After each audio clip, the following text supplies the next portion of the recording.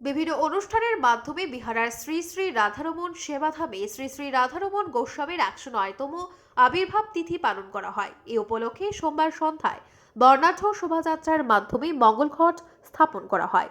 মঙ্গলবার ভোরে মঙ্গল আরতির পর সমস্ত দিনব্যাপী চলে ভক্তিমূলক সঙ্গীতের অনুষ্ঠান। দুপুরে বিতরণ করা হয় মহাপ্রসাদ। এতে কয়েক হাজার ভক্তবৃন্দরা উপস্থিত হয়ে প্রসাদ গ্রহণ করেন। বুধবার মহন্ত বিদায়ের মাধ্যমে এই অনুষ্ঠানের পরিসমাপ্তি করা হবে। ব্যুরো রিপোর্ট, আজকের বড়া।